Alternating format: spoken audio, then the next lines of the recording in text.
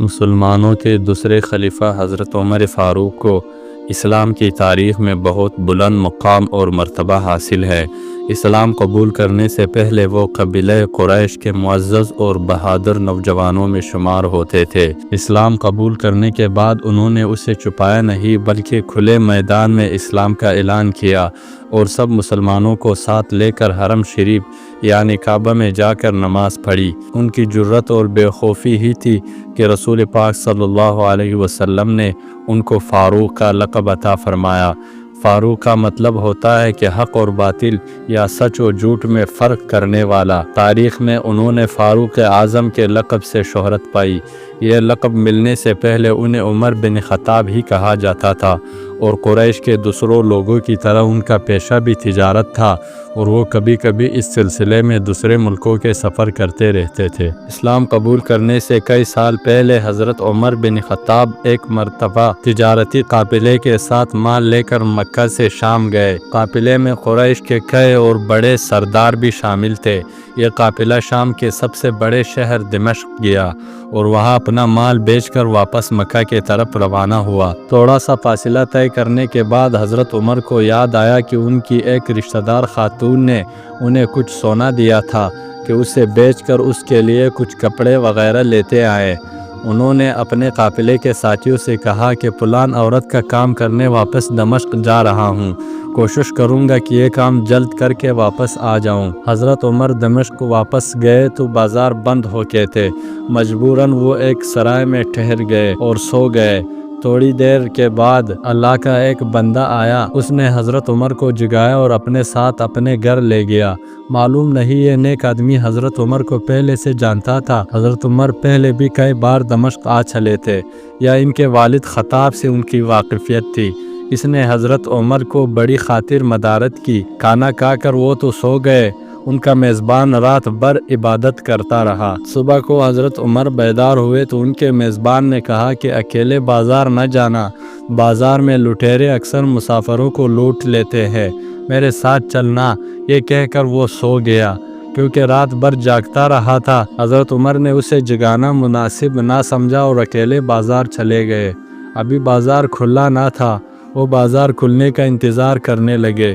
کچھ دیر بعد ایک عیسائی پادری اپنے نوکروں کے ساتھ آیا اور حضرت عمر کی طرف اشارہ کر کے اپنے نوکروں کو حکم دیا، اس شخص کو پکڑ لو، یہ گرجے کا کام بہت اچھی طرح کر لے گا۔ دوستو، یہ واقعہ حضرت عمر رضی اللہ تعالیٰ عنہ کی جوانی کا ہے اور اس وقت رسول اللہ صلی اللہ علیہ وسلم نے نبوت کا دعویٰ نہیں کیا تھا۔ اس زمانے میں حضرت عمر بڑے تن من پہلوان تھے۔ پادری کے نوکروں نے ان کو پکڑ لیا اور اپنے پرانے گرجے میں لے گئے۔ پادری نے ان کو ایک ہتھوڑا دیا اور ان کو گرجے کا ایک دیوار توڑنے پر لگا دیا۔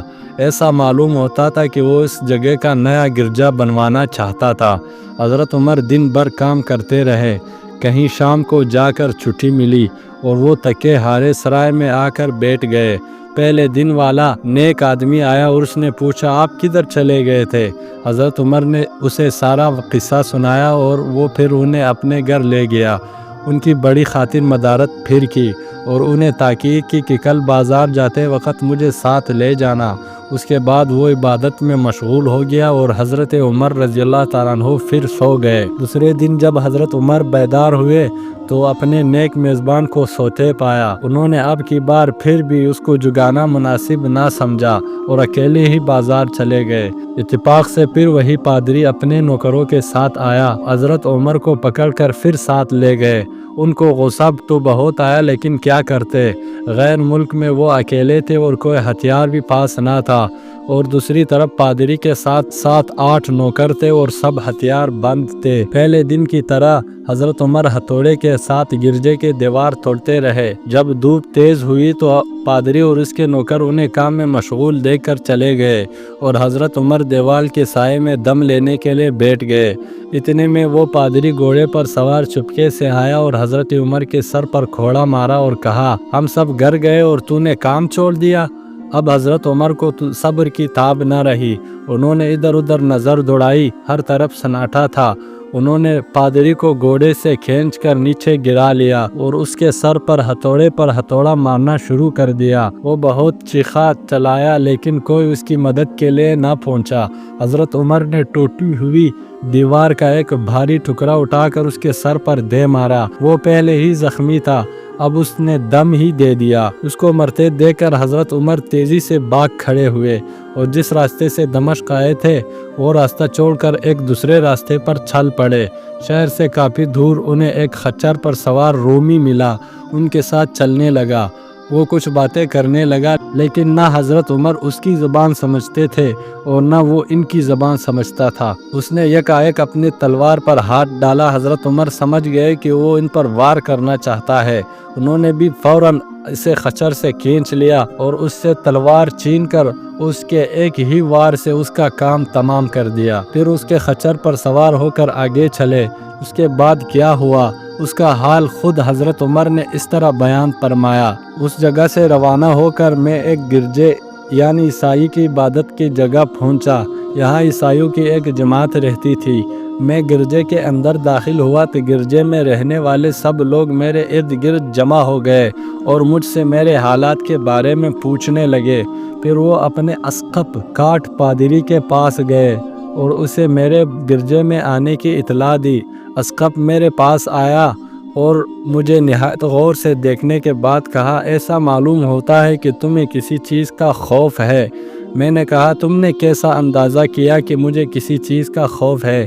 اس نے میرے سوال کو ٹال دیا اور کہا، جب تک آپ چاہے یہاں ٹھہرے، آپ کو یہاں کسی قسم کا کوئی خطرہ نہیں ہوگا کیونکہ آپ ہماری حفاظت میں ہیں۔ دوستو، اسقف ایک بہت بڑے عیسائی عالم تھے۔ پھر اسقف نے مجھے اپنے گھر میں مہمان کی طرح رکھا اور میری نہایت خاطر و مدارت کی۔ پھر پوچھا، آپ کون ہیں؟ میں نے اسے بتایا کہ میں مکہ کا رہنے والا ہوں، قبیلہ قریش سے تعلق ہے، تجارتی قافلے کے ساتھ شام آیا تھا۔ تجارت کا مال بیچنے کے بعد میں اپنے ایک ضروری کام کے لیے قافلے سے جدا ہو کر واپس دمشق جانا پڑا۔ اب میں اپنے وطن واپس جا رہا ہوں، راستہ بھٹک کر یہاں نکل آیا ہوں۔ اسقف مجھے غور سے دیکھتا رہا اور بار بار طرح طرح کے سوالات کرتا رہا۔ میں نے اس کے ہاں نہایت آرام سے رات بسر کی۔ صبح کو اس نے پوچھا، آپ ارادہ ابھی یہاں ٹھہرنے کا ہے یا آگے جانے کا؟ میں نے کہا، میں اب آپ سے رخصت ہونا چاہتا ہوں۔ یہ سن کر اسقف اپنا شاندار گدھا جو بڑا خوبصورت اور نہایت تیز رفتار تھا لے آیا۔ اس پر پالان کسی اور خرچیاں لادی جن میں کھانے کے مزیدار چیزیں اور قیمتی تحفے بھرے ہوئے تھے۔ خرچیاں ان تھیلیوں کو کہتے ہیں جو گدھے کے پیٹھ پر سامان کے لیے باندھ دیے جاتے ہیں۔ پھر اس نے کہا، آپ اس گدھے پر سوار ہو جانا۔ آپ اس گدھے پر سوار ہو جائے، راستے میں آپ کا گزر کسی عیسائی کے مکان کے پاس سے ہوگا تو وہ آپ کو اس گدھے پر سوار دیکھ کر آپ کی بے حد تعظیم کرے گا اور آپ کی خاطر مدارت میں کوئی کسر اٹھا نہ رکھے گا۔ یہ کہہ کر اسقف نے میرا ہاتھ پکڑا اور تنہائی میں لے کر کہنے لگا، اے عمر، آپ پر میرا حق واجب ہو گیا۔ میں نے کہا، بے شک۔ اس نے کہا، آپ کا تعلق ایک معزز قوم سے ہے، میری آپ سے ایک عرض ہے۔ میں نے کہا، آپ بیان کر لیں، لیکن حیرت کی بات ہے کہ آپ جیسا بڑا آدمی مجھ جیسے پریشان حال مسافر سے کوئی غرض رکھتا ہو۔ اس نے بڑے یقین بڑے لہجے میں کہا، سنیں، میں ایک ایسا آدمی ہوں جسے اللہ نے آسمانی کتابوں کا علم عطا کیا ہے۔ میں نے آپ کی ذات میں بہت سی ایسی نشانیاں دیکھی ہے جو ظاہر کرتی ہے کہ جب ایک مقررہ مدت پوری ہو جائے گی تو حالات میں زبردست تبدیلی آئے گی۔ اس وقت آپ ہمارے ملک کے حاکم بن جائیں گے اور یہاں کے سب شہروں میں آپ ہی کا حکم چلے گا۔ پھر اسقف نے اپنے جیب سے دوات، قلم اور کاغذ نکالے اور کہا، میرا غرض یہ ہے کہ آپ اس کاغذ پر لکھ دیں کہ اس گرجے اور اس جائیداد پر جزیہ اور کسی قسم کا حکومتی محصول معاف ہوگا۔ میں نے حیران ہو کر اسقف سے کہا، آپ مجھ سے مذاق تو نہیں کر رہے؟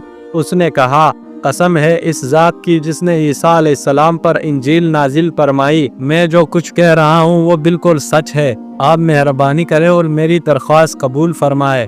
میں نے اسقف کی باتوں کو اس کا وہم سمجھا اور جس طرح اس نے کہا اسی طرح لکھ کر کاغذ دے دیا اور گدھے پر سوار ہو کر چل پڑا۔ راستے میں مجھے کئی جگہ عیسائیوں کی جماعتیں ملی۔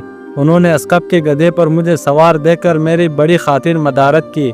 मैं उसी तरह तरह जगह ईसाइयों का मेहमान बनता तबूक पहुंच गया। तबूक शाम और अरब के सरहद के करीब एक कस्बा है। अल्लाह की शान, जिस तिजारती काबिले के साथ में गया था वो काफी देर मेरा इंतजार करने के बाद इसी जगह से चल पड़ा था जहां मैंने उसे छोड़ा था। वो अब तबूक में एक कुएं के करीब डेरा डाले हुए थे। काफिले वाले मेरे साथी मुझे देखते ही मेरी तरफ दौड़ पड़े और मुझसे मिलकर बहुत खुश हुए और कहने लगे, इब्न खत्ताब, हम लोग तुम्हारा इंतजार करते करते बिल्कुल मायूस हो गए, तो हमने इस मकाम से कूच कर दिया जहाँ से तुम वापस दमिश्क गए थे। मगर तुम्हारे बारे में हम सख्त परेशान थे। ये तो बताओ तुम कहाँ रहे इतने दिन। मैंने वो तमाम हालात बयान किए जो मुझे पेश आए थे, लेकिन असकब से मेरी जो गुफ्तगू हुई थी वो बिल्कुल जाहिर ना की, क्योंकि मैं असकब की बातों को इसका बहम और इसके अकीदे की कमज़ोरी समझता था। कुरैश के एक सरदार अबू सुफियान भी इस काबिले में शामिल थे। उन्होंने मुझे इस शानदार घोड़े पर सवार देखकर कहा, अरे तुम लोग इस नौजवान की इकबाल मंदी तो देखो, उसे किसी ऐसे मैदान में छोड़ दिया जाए जहाँ ना पानी हो ना सब्जा, फिर भी उसे रिस्क मिल जाएगा। असकप ने रुस्कत करते वक्त मुझसे कहा था कि जब अपने साथियों के पास पहुंच जाओ और गधे की जरूरत ना रहे तो इसकी रस्सी को खर्जियों पर रखकर और खर्जियों को मजबूती से बांधकर गधे को इसी जगह छोड़ दो। मैंने ऐसा ही किया। ये देखकर अबू सुफियान ने कहा, अरे ये तुमने क्या कर दिया? गधे को ऐसी जगह छोड़ दिया जहाँ इसे चोर और दरिंदे अक्सर गुजरते रहते हैं। मैंने कहा, इसके मालिक ने मुझे ऐसा ही करने की हिदायत की थी, वो इसकी आदतों से ज़्यादा वाकिफ़ है। अब वो जगह गद्दे वाला कुएं के नाम से मशहूर है। वहाँ से रवाना होकर हमारा काफिला मक्का पहुँचा। मेरे और असकप के दरमियान जो गुफ्तगू हुई थी वो मुझे भुलाई न भूलती थी। पहले तो कई दिन तक मैंने उसे दिल में ही रखा था, लेकिन मुझे से जब्त ना हो सका और मैंने ये राज अपनी एक रिश्तेदार खातून के सामने जाहिर कर दिया जिसने मुझे सोना दिया था। वो बड़ी अक्लमंद खातून थी। उसने मुझसे कहा, ए इब्न खत्ताब, मैं तुम्हारे बचपन से ही तुमने अच्छी निशानियाँ देख रही हूँ। जब तुम बहुत छोटे बच्चे थे तो मैंने एक दफ़ा ख्वाब में देखा था कि तुम लंबे होते जा रहे हो और तुम्हारा कद इतना लंबा हो गया है कि उसने आसमान को छू लिया। ये देखकर मैंने ख्वाब में कहा, अरे ये मेरे बच्चे की क्या हालत है। किसी ने कहा, यह लड़का दुनिया और आखिरत में भलाई पाने वाला है। जाहिलियत के ज़माने में इस किस्म के बातों का मतलब मेरी समझ में नहीं आता था। मक्के में एक शख्स अहले किताब यहूद और नसारा में से था जो बहुत गुमनाम था। हम लोग उससे वाकिफ भी नहीं थे, लेकिन कुरैश के सरदार उसे पहचानते थे और उसकी बहुत इज्जत करते थे। एक दिन दोपहर के वक्त उसके आ गया और उसके मकान पर पहुंचकर उसे आवाज़ दी, ज़रा दरवाज़ा खोलिए, मुझे आपसे ज़रूरी काम है। उसने दरवाज़ा खोल दिया। मैंने उससे कहा, मैं आपसे चंद बातें करना चाहता हूँ और चाहता हूँ कि इनको आप अपने दिल में राज बना कर रखें और किसी के सामने जाहिर ना करें। उसने ऐसा करने का वादा किया तो मैंने अपने सफ़र के तमाम वाक़यात उसके सामने बयान कर दिए और अपने रिश्तेदार खातून की ख्वाब का भी जिक्र कर दिया। जब मैं अपनी गुफ्तगू ख़त्म कर चुका तो उसने कहा, ए इब्न खत्ताब, जिसको तुमने माफ़ी का वादा लिख कर दिया वो इस ज़माने में ईसाइयों का सबसे बड़ा आलिम है।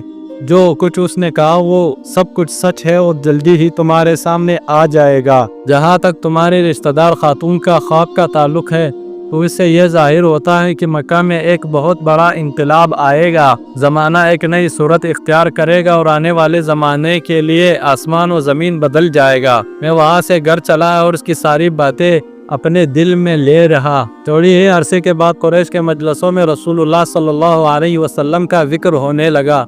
ये लोग इस बात पर नाक भूल चढ़ाते थे कि मोहम्मद सल्लल्लाहु अलैहि वसल्लम अपने आप को अल्लाह का रसूल कहते हैं, लोगों को बूतों के पूजा से मना करते हैं और एक अल्लाह को मानने पर जोर देते हैं। जल्द ही अल्लाह ताला ने इस्लाम को जाहिर कर दिया और मुझे यकीन हो गया कि हालात वही सूरत इख्तियार कर रहे हैं जिनकी तरफ आसमानी किताबों के आलिम शाम के असकप ने इशारा किया था। यहाँ हज़रत उमर का बयान ख़त्म हो जाता है। नबूवत के छठे साल हज़रत उमर ने इस्लाम कबूल कर लिया और रसूलुल्लाह सल्लल्लाहु अलैहि वसल्लम के जानिसार साथी बन गए। 11 हिजरी में रसूलुल्लाह सल्लल्लाहु अलैहि वसल्लम ने इस दुनिया से पर्दा फरमाया तो हज़रत अबू बकर मुसलमानों के पहले खलीफा बने। हिजरी में उन्होंने वफात पाई। फिर हज़रत उमर रज़ियल्लाहु ताला अन्हु खलीफा बने। इनके सफ़रनामे की रिवायत करने वाले रावी का बयान है कि हज़रत उमर अपने खिलाफत के ज़माने में शाम तशरीफ़ ले गए थे। एक बहुत बूढ़ा आदमी जिसके बाल बर्फ की तरह सफेद हो चुके थे। ईसाइयों की एक जमात के साथ इनकी खिदमत में हाजिर हुआ और अर्ज किया, ए अमीरुल मोमिनीन, क्या आप मुझे जानते हैं? हजरत उमर ने फरमाया, अगर आप शाम के पिलांग गरजे वाले अस्कब है तो मैं आपको पहचानता हूँ। उसने कहा, जी हाँ, मैं वही अस्कब हूँ। हजरत उमर ने फरमाया, मैंने आपसे लेकर ये आहद किया था, वो अभी तक कायम है। अल्लाह ताला ने अपने रसूल मोहम्मद सल्लल्लाहु अलैहि वसल्लम के ज़रिए हमें इज़्ज़त बख्शी। उन्होंने हमें अल्लाह ताला की पसंदीदा दीन इस्लाम की तरफ दावत दी, हमने कबूल की। आप ही ने मुझे इन बातों से आगाह किया था। अब आपको कौन सी चीज़ इस्लाम से कबूल करने से रोकती है? बूढ़े अस्कब ने हज़रत उमर की बात सुनकर उसी वक्त अपने साथियों के समेत कलिमा पढ़कर इस्लाम की दौलत हासिल कर ली। दोस्तों, ये कहानी आपको कैसी लगी? कमेंट्स में अपने राय का इजहार ज़रूर कीजिएगा। हमारे चैनल को सब्सक्राइब कर दीजिएगा। वीडियो देखने का बहुत बहुत शुक्रिया।